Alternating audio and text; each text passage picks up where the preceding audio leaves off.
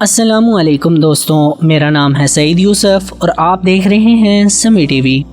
अगर हम इस दुनिया की सबसे पुरानी तस्वीर की बात करें तो इसका नाम है view from the window at Le Gras, जिसे फ्रेंच इन्वेंटर जोसेफ एन ने 1827 में क्लिक किया था। लेकिन इस दुनिया में एक ऐसी तस्वीर भी है जो आज से तकरीबन 13,000 करोड़ साल पहले की है और इसे हम अपनी आंखों से भी देख सकते हैं। और इस वीडियो के एंड तक आपको ये भी पता चल जाएगा कि किस तरह हम बिना किसी डिवाइस की मदद से माजी में देख सकते हैं। तो इस दुनिया में कुछ ऐसी तस्वीरें मौजूद हैं जिन्हें सबसे अलग माना जाता है और इन्हें किसी स्मार्टफोन या कैमरा की मदद से क्लिक नहीं किया गया, बल्कि इन्हें हबल स्पेस टेलीस्कोप की मदद से क्लिक किया गया था। हबल स्पेस टेलीस्कोप जिसे 1999 में जमीन के ऑर्बिट में भेजा गया था। दरअसल हबल स्पेस टेलीस्कोप जमीन के एटमॉस्फेरिक लेयर से बाहर है। अगर आसान अल्फाज में कहें तो ये एक तरह से स्पेस में ही है, और इसलिए क्योंकि तरह तरह की रेडिएशंस और एक्स रेज को जमीन से ऑब्जर्व करना इम्पॉसिबल है, क्योंकि जमीन का एटमॉस्फेयर इन्हें पूरी तरह से ब्लॉक कर देता है।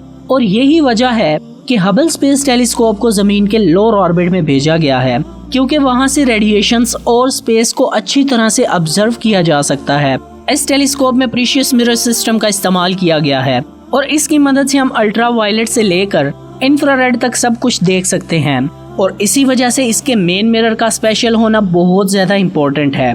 अगर देखा जाए तो हबल स्पेस टेलीस्कोप को बनाने की लागत 3,000 करोड़ थी, पर लॉन्चिंग तक पहुंचते पहुंचते इसमें अमेरिकन गवर्नमेंट के 4.5 लाख करोड़ मजीद खर्च हो गए थे। और इसी के साथ इसकी लॉन्चिंग के बाद यूरोपियन स्पेस एजेंसियों ने इसमें मजीद 5,000 करोड़ एक्स्ट्रा खर्च किए। 25 अप्रैल 1990 ही वो दिन था जब हबल स्पेस टेलीस्कोप सक्सेसफुली जमीन के लोअर ऑर्बिट में पहुंचा।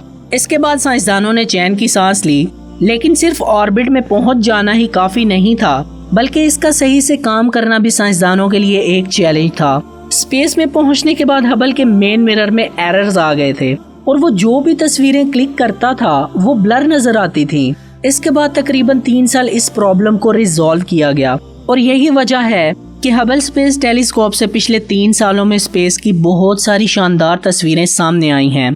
Hubble space telescope electromagnetic radiations को भी कैप्चर करने की सलाहियत रखता है। इसी वजह से ये जमीन पर मौजूद टेलीस्कोप से कई गुना ज्यादा शॉट्स कैप्चर करती है।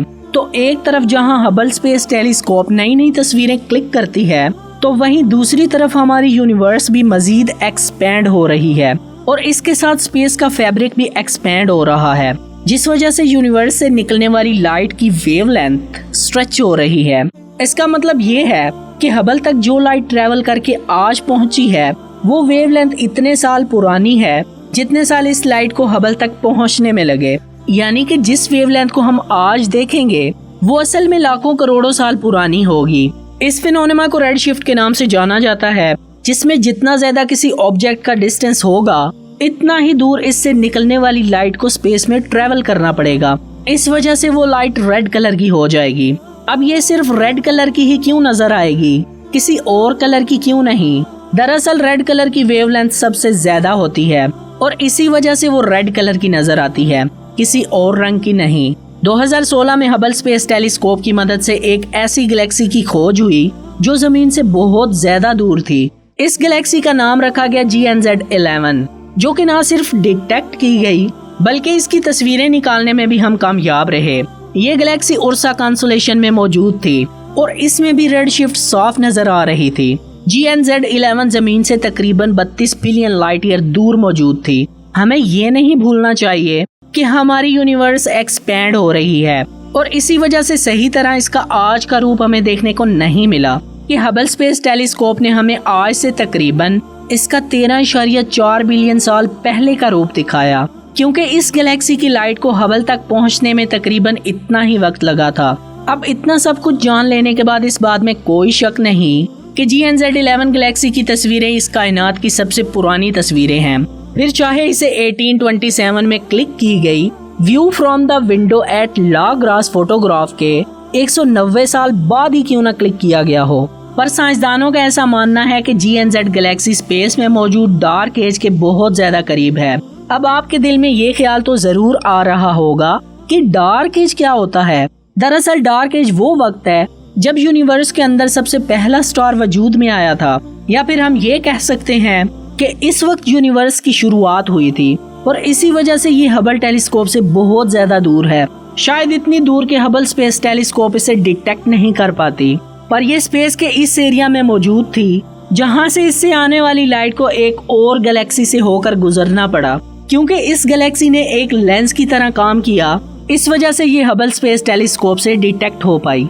अब GNZ11 गैलेक्सी की तस्वीरें देख लेने के बाद अगर आपको लगता है कि यही सबसे पुरानी तस्वीर है तो आप गलत हो, क्योंकि इसके अलावा भी हबल ने बहुत सारी ऐसी तस्वीरें क्लिक की हैं, जैसा कि A2744 YD गैलेक्सी जो बिग बैंग होने के बाद तकरीबन 60 करोड़ साल तक ही जिंदा थी। और हबल ने इतनी पुरानी गैलेक्सी की तस्वीरें ली थी इसके खत्म होने से पहले। लेकिन सिर्फ गैलेक्सी ही नहीं, बल्कि 23 अप्रैल 2009 को स्विफ्ट स्पेस ऑब्जर्वेटरी ने एक GRB यानी कि गैमा रे बस्ट की तस्वीरें ली थी। और ये GRB 13.35 मिलियन साल पहले हुआ था। 6 दिसंबर 2017 को एक कोइज़ार को भी ढूंढ निकाला जो कि एक सुपरमैसिव ब्लैक होल से निकल रहा था, जिसका मास हमारे सूरज से 80 करोड़ गुना ज्यादा था। इस कोइज़ार की जो रोशनी हमारी जमीन तक आ पहुंची वो 13.1 बिलियन साल पुरानी थी। कौन कहता है कि टाइम ट्रैवल नहीं होता? स्पेस एक ऐसी जगह है जिसके थ्रू आप लाखों करोड़ों साल पुरानी लाइट को आज देख सकते हैं। हो सकता है जिस स्टार को आज आप अपनी आंखों से आसमान में देख रहे हो वो हकीकत में लाखों करोड़ों साल पहले ही खत्म हो चुका हो। आपके सामने बस इसकी माजी में मौजूद रोशनी ही आ रही हो। ये टाइम ट्रैवल का कॉन्सेप्ट आपको कैसा लगा कमेंट करके जरूर बताना, जिससे मुझे ये पता चलेगा कि आपने ये वीडियो एंड तक देखी है। सो फ्रेंड्स, आज के लिए बस इतना ही। आज की हमारी ये वीडियो आप लोगों को कैसी लगी हमें कमेंट करके ज़रूर बताएं। अगर आप लोगों को ये वीडियो पसंद आई हो तो इसको लाइक और ज़्यादा से ज़्यादा शेयर ज़रूर करें।